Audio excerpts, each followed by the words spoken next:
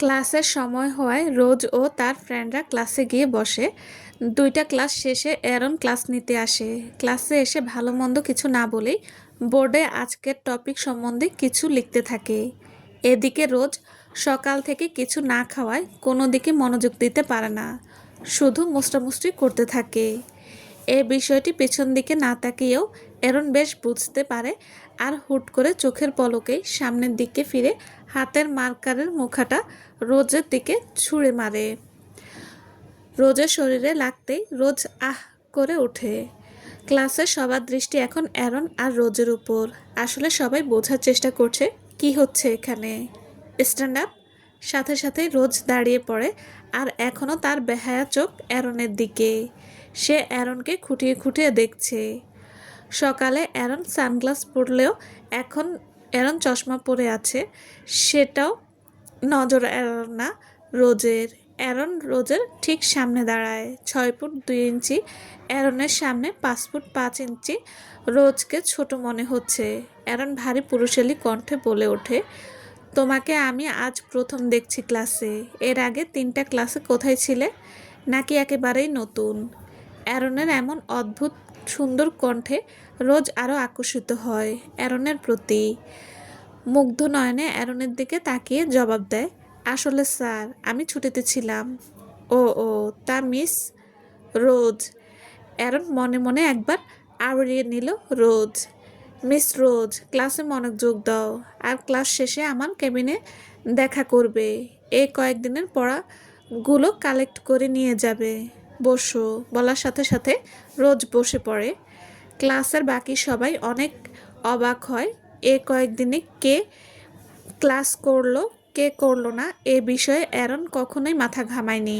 এমনকি প্রথম ক্লাসে প্রিন্সিপাল স্যার অ্যারনকে পরিচয় করিয়ে দিয়ে যাবার পর অ্যারন কারো ইন্ট্রোডাকশন না নিয়েই ক্লাস করিয়ে বাড়তি কথা না বলে চলে যায়। কখনো কারো সাথে কথা না বলা অ্যাটিটিউড বয় অ্যারন আজ নিজে থেকে রোজের পরিচয় জানতে চেয়েছে, সাথে নিজের কেবিনেও ডেকেছে।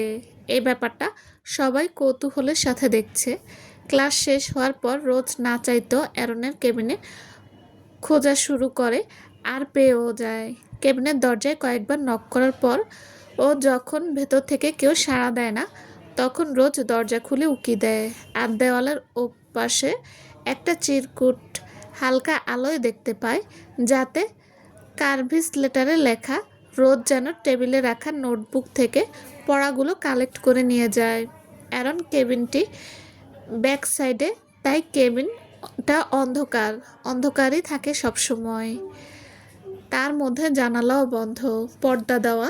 রোজের কাছে সব কেন যেন অদ্ভুত লাগছে, কিন্তু এত কিছু চিন্তা না করে রোজ লাইট জ্বালিয়ে চেয়ারে বসে পড়াগুলো নিজের খাতায় লেখা শুরু করে। রোজের বারবার মনে হচ্ছে কেউ তার দিকে গভীর দৃষ্টিতে তাকিয়ে আছে, কিন্তু বারবার চারপাশে চোখ বুলিয়েও কিছু খুঁজে পায় না। এর মধ্যে হুট করে লাইট অফ হয়ে যায়, আর কেবিন পুরো অন্ধকার হয়ে যায়। এতে রোজ কিছুটা ভয় পেয়ে যায়। রোজ নিজেকে সামলিয়ে হাতড়ে হাতড়ে জানালার দিকে এগোতে থাকে, কিন্তু রোজের হুট করে মনে হলো ওর পেছন দিকে কেউ হাওয়ার বেগে চলে গেল। রোজ পেছনে ফিরে হাত দিয়ে অনুভব করার চেষ্টা করলো, কিন্তু কিছুই পায় না। আগন্তুক রোজের পেছনে রোজের একদম কাছে দাঁড়িয়ে কানের কাছে ফিসফিস করে ডাকলো, রেড রোজ। রোজ ভয়ে বরফের মতো দাঁড়িয়ে আছে। সকাল থেকে না খাওয়া, সব মিলিয়ে রোজ নিজেকে ঠিক রাখতে পারলো না, আর জ্ঞান হারিয়ে পড়ে যায়। রোজ পড়ে যেতেই আগন্তুক রোজের মুখের উপর ঝুঁকে তার লাল চোখে কিছু পর্যবেক্ষণ করতে থাকে। হয়তো কিছু বোঝার চেষ্টা করছে, কাউকে চেনার চেষ্টা করছে। কিছুক্ষণ তাকিয়ে থেকে আগন্তুক রোজকে কোলে তুলে নেয়। জ্ঞান ফিরলে রোজ হাসপাতালের বেডে নিজেকে আবিষ্কার করে। একটু এদিক সেদিক তাকাতেই প্রেশার লিজাকে দেখতে পায়। প্রেশার রোজকে চোখ খুলতে দেখেই রোজকে জিজ্ঞাসা করে, তুই ঠিক আছিস? আমি এখানে কিভাবে? আমি তো স্যারের কেবিনে ছিলাম। কথাটা বলেই কেবিনে ঘটা সব ঘটনা রোজের আস্তে আস্তে মনে পড়ে যায়। তুই কেবিনে অজ্ঞান হয়ে পড়েছিলি, তারপর অ্যারনসন সবাইকে ডেকে নিয়ে তোকে খোলামেলা একটা রুমে নেওয়ার ব্যবস্থা করে আর তোর জ্ঞান ফেরানোর চেষ্টা করে। কিন্তু তারপরও যখন তোর জ্ঞান ফেরে না, তখন আমরা সবাই তোকে হসপিটালে নিয়ে আসি। ইস, তোর জায়গায় যদি আমি থাকতাম তাহলে আমি আজ অ্যারন কার্লনের আমার এত কেয়ার করতো। তুই তো লাকি রে, আফসোসের সুরে লিজা বলল। এই তুই চুপ কর তো, রোজ তুই রেস্ট নে। ওদের কথার মাঝে হসপিটাল কেবিনের দরজা খুলে জ্যাক ভেতরে ঢোকে। জ্যাক আসতেই প্রেশা ও লেজা ওদেরকে স্পেস দেওয়ার জন্য রুমের বাইরে চলে যায়। এখন কেমন লাগছে? ভালো। পাপা কি জানে আমার ব্যাপারে? মনে হয় না। তোমার বাবাকে ফোনে না পেয়ে আমাকে ফোন দেয়, হয়তো আঙ্কেল কোনো কেস নিয়ে ব্যস্ত। পাপা বলেছিল। জ্যাক রোজের পাশে বসে তার হাত ধরলো, এতে রোজ কিছুটা চমকে জ্যাকের দিকে তাকায়।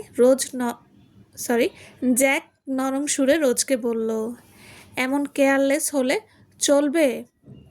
বলো, তুমি এত দুর্বল হয়ে অজ্ঞান হয়ে গিয়েছিলে জানো?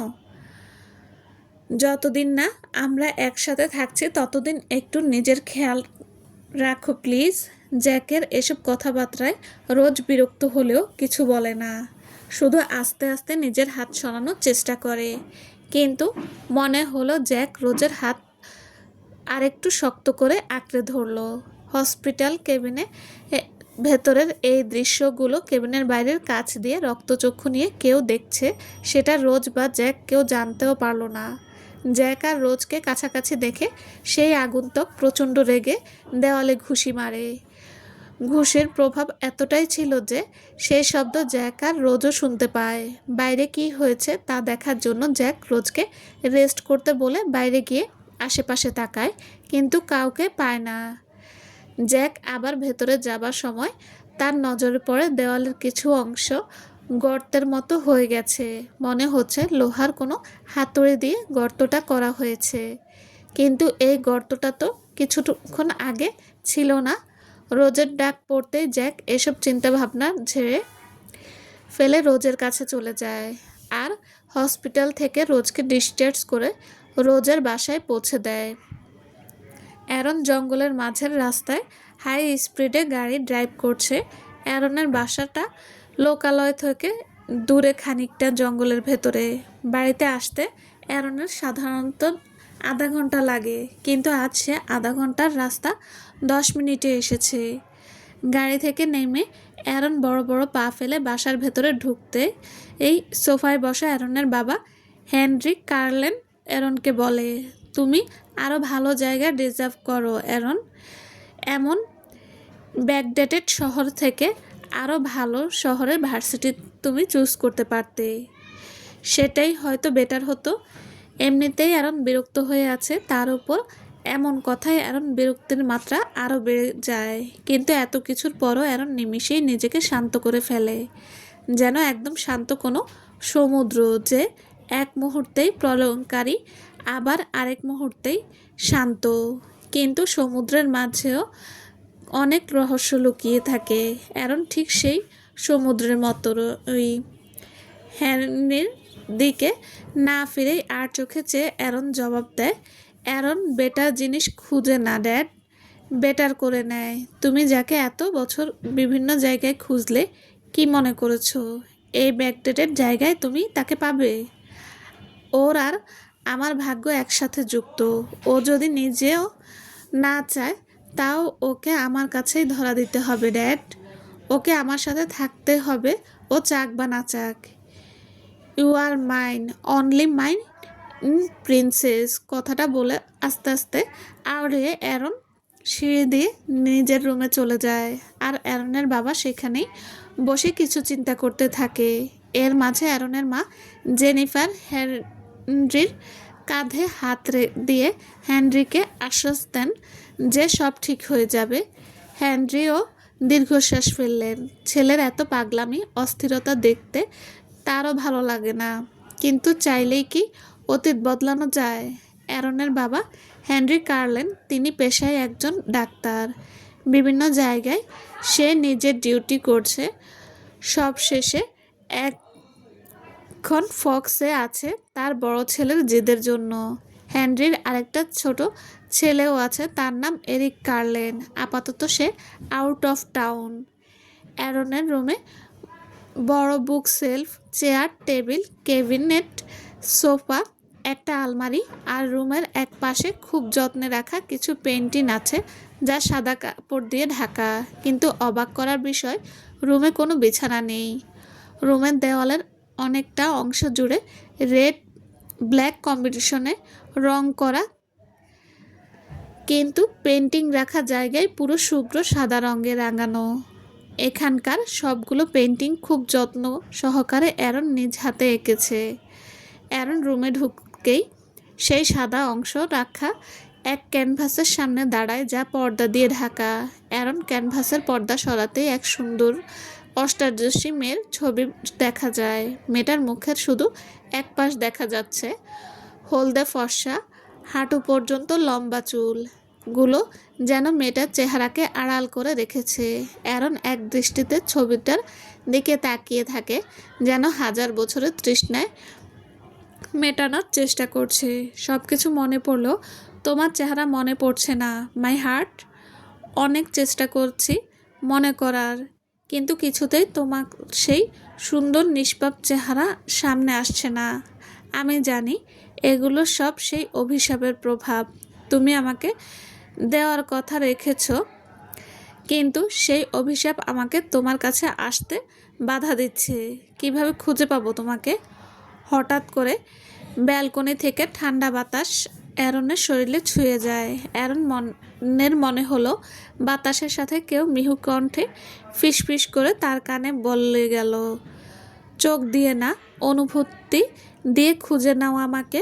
আমি যে তোমার অপেক্ষায় আছি প্রিন্স। রোজ সকালে উঠে রেডি হয়ে নিচে ব্রেকফাস্ট করতে যায়।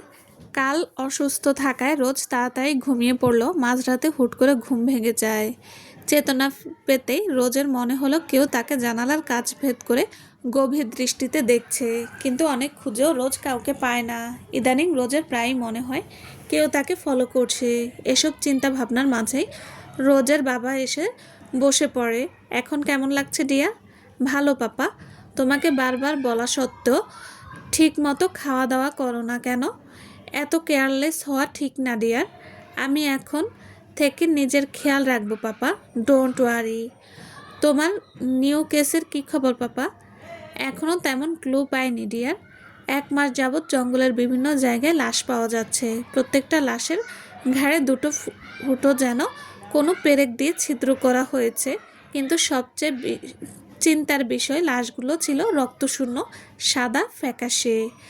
অবাক করার বিষয় এটাই যে যাদের লাশ পাওয়া গেছে তাদের প্রত্যেকের ব্যাকগ্রাউন্ড খারাপ, চুরি, ডাকাতি, নেশা, রেপ এগুলোর সাথে জড়িত ছিল। আমার মনে হচ্ছে তাদের শত্রুরা হয়তো তাদের মেরেছে। আমরাও তাই ভেবেছিলাম, কিন্তু কালকের পাওয়া লাশটা আমাদের সব চিন্তার ধারাকে বদলে দিয়েছে। আমাদের আবার ভাবতে বাধ্য করেছে। কালকে জঙ্গলের দুটি ভিন্ন জায়গায় দুটো রক্তাক্ত অর্ধ লাশ পাওয়া যায়। খুবই বীভৎস দেখতে। এক লাশের এক হাত, 2 পা আর একটা চোখ মিসিং ছিল। আরেক লাশের দেহের নিচের অর্ধেক অংশ ছিল না। আর দুটো লাশেরই কলিজা হৃৎপিণ্ড ছিল না। সেটা কোনো মানুষের কাজ বলে মনে হচ্ছে না, মনে হয় কোনো হিংস্র জন্তু অর্ধেক ডেড বডি খুবলে খেয়ে ফেলে রেখে গেছে।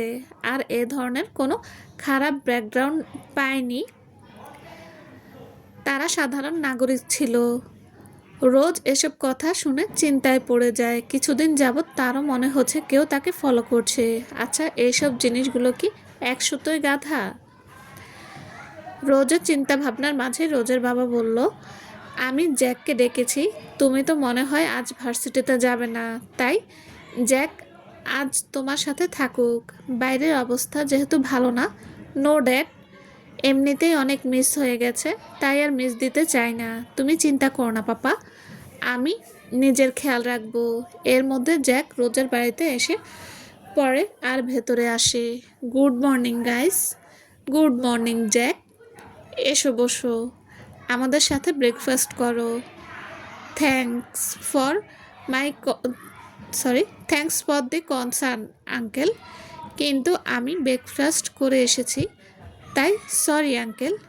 ইটস ওকে জ্যাক, বসো। জ্যাক রোজের দিকে তাকায় আর জিজ্ঞেস করে, এখন কেমন আছো তুমি? কালকে যা ভয় পাইয়ে দিয়েছিলে। আমি ঠিক আছি জ্যাক, চিন্তা করো না প্লিজ। তাহলে তুমি জ্যাকের সাথে ভার্সিটিতে যাও, এতে আমিও টেনশন ফ্রি থাকবো। রোজও সম্মতি জানায়, কিন্তু জ্যাক বলে ওঠে, রোজ তোমার তো শরীরটা ভালো না, আজ ভার্সিটিতে যাওয়ার দরকার কি? আজ বাসায় রেস্ট নাও, আমিও আছি তোমার সাথে, কাল থেকে যেও। No no Jack, I am all right. আর আজ ইম্পর্ট্যান্ট ক্লাস আছে। জ্যাক ভেবেছিল আজ রোজের সাথে টাইম স্পেন্ড করবে, কিন্তু তার হলো না। জ্যাক হতাশার সুরে বলল, ওকে চলো। রোজ জ্যাকের সাথে বেরিয়ে পড়ে। জ্যাক গাড়িতে করেই ভার্সিটিতে যায়। ভার্সিটিতে পৌঁছে রোজ জ্যাককে থ্যাঙ্কস বলে নেমে পড়ে। জ্যাকও নেমে রোজের সাথে কথা বলতে থাকে।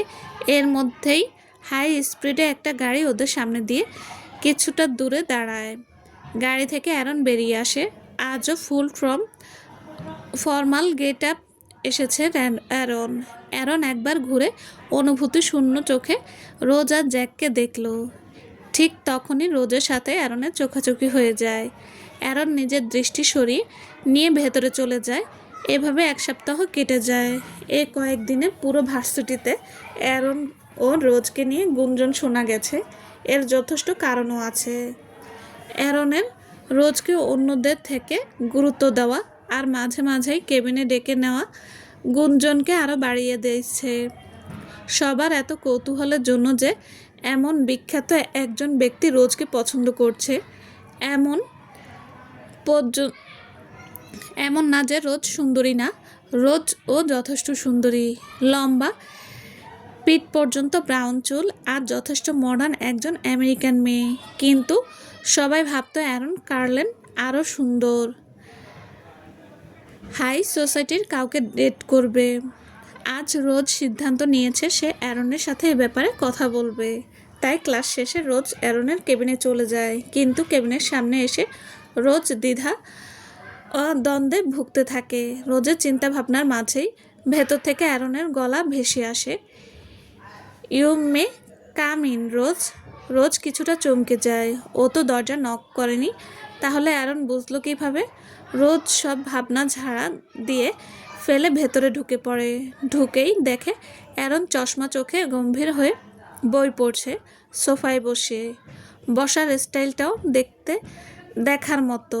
রোজ কিছুটা সাহস জুগিয়ে বলে, ইদানিং আপনাকে আর আমাকে নিয়ে কিছু গুজব ছড়িয়ে পড়েছে ভার্সিটিতে। আপনি সবার ভুল ধারণাটা ভাঙান প্লিজ। এর মধ্যে জানালার কাছ থেকে খুব ক্ষীণ একটা শব্দ হলো, যা অ্যারন ঠিক টের পেয়েছে। কিন্তু সাধারণ মানুষের পক্ষে এত ক্ষীণ শব্দ শোনা একেবারেই অসম্ভব। অ্যারন বইটা রেখে উঠে দাঁড়ালো আর হাতগুলো প্যান্টের পকেটে ঢুকিয়ে আস্তে আস্তে করে রোজের দিকে এগিয়ে গেল। তাদের মধ্যে এখন ঠিক 5 ইঞ্চি দূরত্ব রয়েছে। অ্যারন নিজের পুরুষালী কণ্ঠে বলে ওঠে, হয়তো কিছু আছে দেখেই ওরা কথা বলছে, তাই না রোজ? আমার প্রতি যে তুমি দুর্বল সেটাও আমি জানি। তাহলে গুঞ্জনকে সত্যি করে দেই চলো। রোজ অনেকটা ধাক্কা খায়। কি হলো তা বুঝতে সময় লাগলো। তার মানে কি বিখ্যাত অ্যারন কার্লেন রোজকে ইনডাইরেক্টলি প্রপোজ করলো মাত্র? রোজের চিন্তাভাবনার মাঝেই অ্যারন রোজের আরও একটু কাছে আসে, কিন্তু কোনো স্পর্শ যাতে না লাগে সেদিকে লক্ষ্য রেখে অ্যারন রোজের মুখের উপর ঝুঁকে পড়ল। তৎক্ষণাৎ রোজ চোখ বন্ধ করে নেয় আর ভাববে হয়তো অ্যারন ওকে কিস করবে।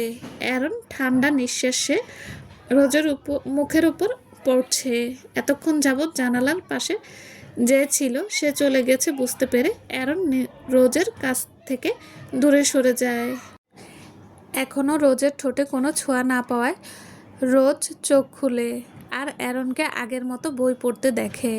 রোজ নিজের এমন উল্টাপাল্টা চিন্তার নিজেই লজ্জা পেয়ে সেখান থেকে কিছুটা পালিয়ে যাওয়ার মতো চলে যায়। অন্যদিকে রোদ চলে যেতে অ্যারন বই থেকে চোখ তুলে বাজ পাখির মতো রক্তিম দৃষ্টিতে জানালার দিকে তাকিয়ে থাকে। অ্যারন তার সেই কিলার করা বাঁকা হেসে বলে, নজর রাখতে এসে তাও দ্য অ্যারন কার্লনের উপর। শিকারকে কীভাবে নিজের জালে ফাঁসাতে হয় তা অ্যারন ভালো করে জানে বলে অ্যারন আবারও বই পড়ায় মনোযোগ দেয়। কিছুক্ষণ পর অ্যারনের ফোনটা বেজে ওঠে। এতে অ্যারন কিছুটা বিরক্ত হয়, তবুও অ্যারন বইটা রেখে ফোন রিসিভ করে বলে, বলো ড্যাড। অ্যারন, তোমাকে এক্ষুনি আমাদের রাজ্যে যেতে হবে। নেকড়েরা আমাদের রাজ্যে আক্রমণ করেছে। কথাটা শুনেই অ্যারনের ভ্রু কিছুটা কুঞ্চিত হয়। আগের বারের কথা ভুলে গেছে মনে হয় কুত্তাগুলো। এরিক তো আছে ওখানে, ও সামলে নেবে ড্যাড। এরিক সামলাতে পারছে না বলেই তোমাকে বলতে বাধ্য হচ্ছি। আর নেকড়েদের সাথে আমাদের কিছু বিশ্বাসঘাতকরাও আছে যারা নেকড়েদের সাথে মিলে হামলা করেছে। ওদেরও তো চরম শাস্তি প্রয়োজন। তুমি আর সে ছাড়া সেই তলোয়ার কেউ ধরতে পারে না, সেটা তুমি জানো। তাই তোমাকে জানাতে বাধ্য হচ্ছি। হয়তো আবারও সেই তলোয়ারের প্রয়োজন হতে পারে। তলোয়ারের কথা বলার সাথে সাথেই অ্যারনের চোখে ভেসে উঠল অতীতের এক দৃশ্য, যেখানে অ্যারনের হাতের তলোয়ার শুধু রক্ত আর রক্ত। যেই রক্ত তাকে আনন্দ দেয়, পিপাসা মেটায়, সেই রক্তই তার কষ্টের কারণ হয়ে দাঁড়িয়েছিল। অ্যারনের সারা শব্দ না পেয়ে হেনরি ফোনের ওপাশ থেকে বলল, অ্যারন, তাড়াতাড়ি রাজ্যে পৌঁছাও। কথা শেষ হতেই অ্যারন ফোন কেটে দেয় আর জানালার সামনে গিয়ে দাঁড়ায়। সন্ধ্যার সময় এমনিতেই বৃষ্টিবহুল এলাকা, তাই সন্ধ্যার সময় তাকেও রাতের মতো অন্ধকার। অ্যারন নিজের রূপ পরিবর্তন করে বাদুড় হয়ে জানালা দিয়ে উড়ে যায়। চলবে। আসসালামুকুম। গল্পটা কেমন হয়েছে প্লিজ জানাবেন। আর যদি ভালো লেগে থাকে প্লিজ লাইক, কমেন্ট ও শেয়ার করে দেবেন। আর যারা আমার চ্যানেল এখনও সাবস্ক্রাইব করেনি তারা সাবস্ক্রাইব করে দেবেন। সবাই ভালো থাকবেন। আল্লাহ হাফেজ।